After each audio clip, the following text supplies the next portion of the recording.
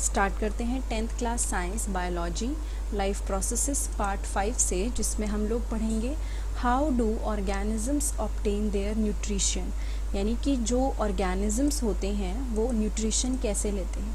Since the food and the way it is obtained differ, the digestive system is different in various organisms. क्योंकि जो food available है और जिस तरह से लिया जाता है वो दोनों चीज़ें काफ़ी डिफरेंट होती हैं.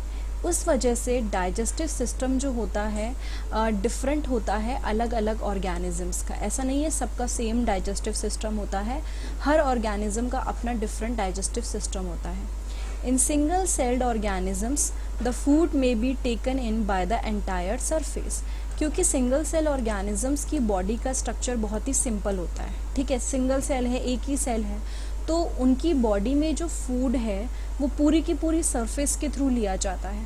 But as the complexity of the organism increases, different part become specialise to perform different function.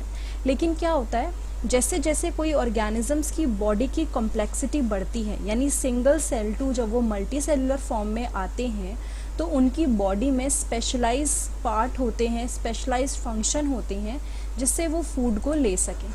ठीक है, for example amoeba takes in food using temporary finger-like extension of the cell surface which fuse over the food particle forming a food vacuole. अब इसने क्या बोला, होता क्या है, जो एमेबा है वो फूड को लेता है कैसे, फिंगर लाइक एक्सटेंशन यूज़ करके. आप लेफ्ट में देखिए डायग्राम में दिखा रखा है, ये सूडोपोडिया बोलते हैं इसको. ये क्या करते हैं, उंगली जैसे एक्सटेंशन होते हैं जिसको फैला के जो एमेबा होता है वो आसपास की चीज़ें लेता है. ठीक है, inside the food vacuole complex substances are broken down into simpler ones which then diffuse into the cytoplasma. उसके बाद क्या होता है, फूड वेक्यूल के अंदर जो कॉम्प्लेक्स सब्सटेंस होता है वो सिंपल फॉर्म में कन्वर्ट होता है और वो फिर उसके बाद साइटोप्लाज्मा में मिल जाता है.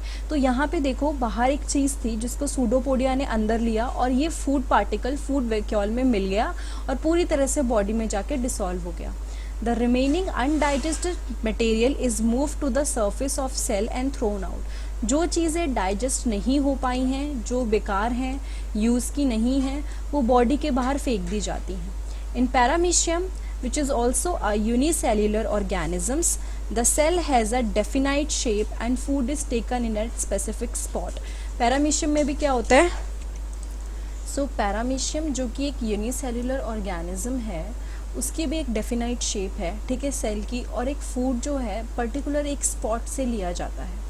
Food is move to this spot by the movement of cilia. अगर आप पैरामीशियम का स्ट्रक्चर देखोगे ऑनलाइन सर्च करके भी, उसके आसपास सिलिया होता है जो उसको मूवमेंट पे हेल्प करता है. तो फूड उस स्पॉट तक, जो स्पेसिफिक स्पॉट जहाँ से फूड लिया जाता है, वहाँ पे सिलिया की मूवमेंट से जाता है जो कि पूरे के पूरे सेल को कवर करके रखता है. तो ये मोड हैं, अलग अलग तरह के मोड, किस तरह से ऑर्गेनिजम्स में न्यूट्रिशन लिया जाता है, खाने की चीज़ें ली जाती हैं. ऑल्सो जितना सिंपल ऑर्गेनिज्म होता है उतनी सिंपली मोड ऑफ न्यूट्रिशन होता है. जितना कॉम्प्लेक्स ऑर्गेनिज्म होता जाता है मोड ऑफ न्यूट्रिशन भी उतना ही कॉम्प्लेक्स होता जाता है. तो ये पार्ट 5 था लाइफ प्रोसेसेस चैप्टर का 10th बायोलॉजी. अगर ये वीडियो आपको अच्छी लगी है तो please like, comment, subscribe, share और बेल बटन दबाना मत भूलिएगा. उसके अलावा डायरेक्टली आप मेरे चैनल पे जाके 10th साइंस प्लेलिस्ट में चैप्टर्स देख सकते हैं, ये सारे, जिसमें आपको सारे टॉपिक मिल जाएंगे. वरना आप डायरेक्टली होम पेज पे देखिए, 10th क्लास के नीचे आपको जितने भी सब्जेक्ट कवर हुए हैं 10th में वो वहाँ मिल जाएगा. वरना कमेंट बॉक्स और डिस्क्रिप्शन बॉक्स में भी आपको इसके सारे लिंक मिल जाएंगे.